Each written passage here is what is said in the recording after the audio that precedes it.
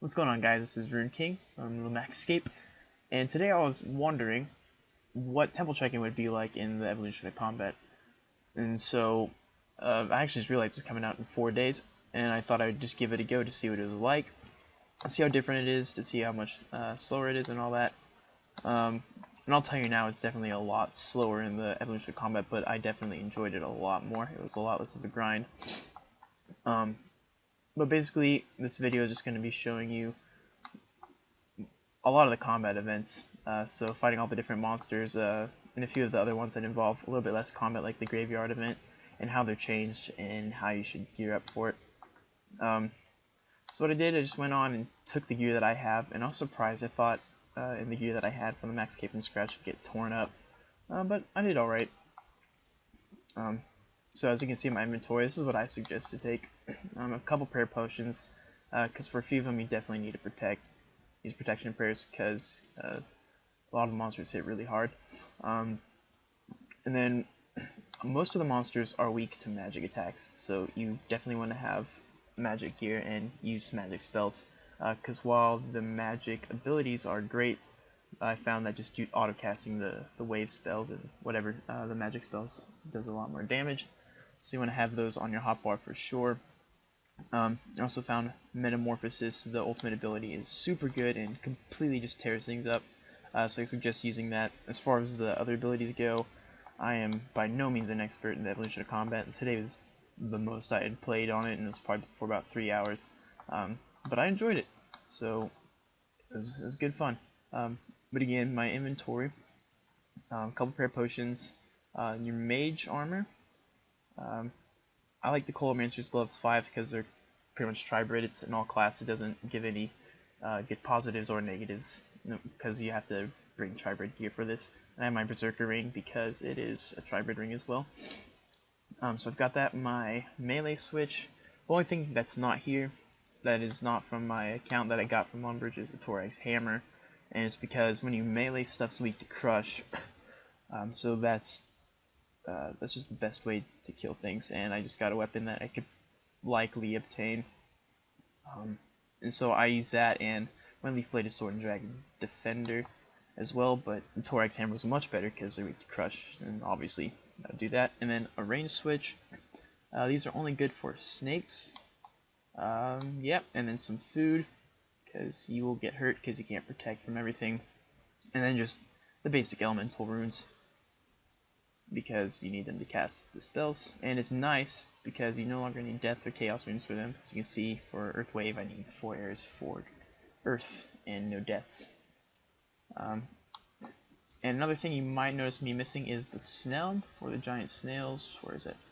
I basically tested with and without it, and I didn't feel like I was taking much more damage with it on or with it off, so I decided not to take it anymore. As you can see, my inventory is pretty much full.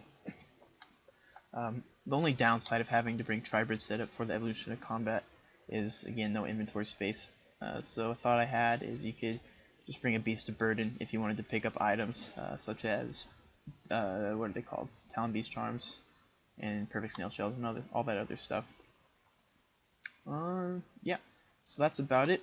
On to the clips of each different event. So as you can see on screen right now, this is the Graveyard event, and this is one of 3 events that still need a little bit of work on. As you can see right now, I killed most of them, and I left a few alive on purpose just to make a point about how they need to be updated. As you can see, the levels are much higher than they are in the active game right now, but the lower level ones you can easily 1-hit or 2-hit without using any abilities. So because they have the same life points as they did in the live game. And also on the bridge event, the Undead Lumberjacks, they have a high level. As on the hard event, I had to right click them to attack them, but yet they still have the same amount of life points, so easily 1-hittable. And the third thing that they still kind of left unupdated is Abador Crank. When he heals you, it's for the same amount as it was in the previous game, or in the live game, I guess, and it just doesn't quite add up. So right now is the Ghast event on medium, and Ghasts are weak to earth spells in this, and as you can see, I just completely tore through them. And here's Ghast on hard, and I'm still tearing through them. The only reason why it takes longer is because they just have more life points. But as you can see, I'm just completely obliterating them, and I'm by no means a master at the evolution of combat, and I'm still having no trouble whatsoever. So just let the last few die. And basically I found it most effective to auto-cast the Earth spell. Because abilities, they're good for getting your adrenaline bar up, but unless you're going to have time to use a metamorphosis, it's not that good. And here are some snails. As you can see, I just did that in like 5 seconds. Basically, I'm showing it with the Thorax hammer, and again, I'm just completely obliterating everything. And then I switched to my leaf-bladed sword and Dragon Defender to show that you still can do it with other weapons, but it's just faster with their weakness. This just kind of goes to show that everything is much faster in the evolution of combat. And here's some more snails on hard. Right now, some nail beasts on hard. These actually were slower in the game because in the current game they have very, very low defense, and Dean just completely rips them apart. And here you have to use water spells because that's their weakness. And while it's still pretty quick, it's definitely a lot slower than it is in the live game. And these are kind of bittersweet because I wanted to pick up the charms, but as you see, my inventory space is incredibly limited. So there goes back to my suggestion, maybe bringing a Beast of Burden in if you wanted to pick up items. Of course, you can't store the Talon Beast charms, but you could put your other stuff in the Beast of Burden and pick them up. And I suggest to play melee here. And here are the shades in the Morden place. They really were no challenge. They're probably about the same speed, maybe a little bit faster. But using this challenge, you have enough time to get up to Metamorphosis, the ultimate ability, and then you just lay into them. I hit like upwards of 3,000 with it. Right now I don't really do it because for some reason it turned me into a water one when they're weak to fire. But that's that. And now next is on to snakes, which I think is the hardest in my opinion. They are magic in the evolution of combat, so you have to attack them with range, and my range level is kind of low. And they just do a lot of damage, so I was having trouble with them. I think this is the only hard clip I had where I didn't have to escape because I was about to die. Yes, that's me killing them, and Pazuzu doesn't do a lot.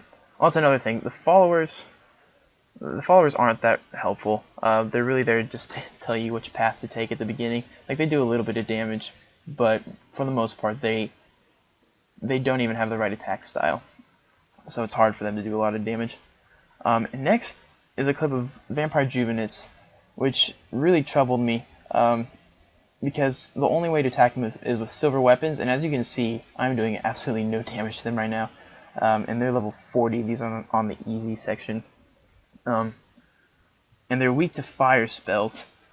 Even the Ivandis Flail does almost no damage to them. As you can see, they're even killing me.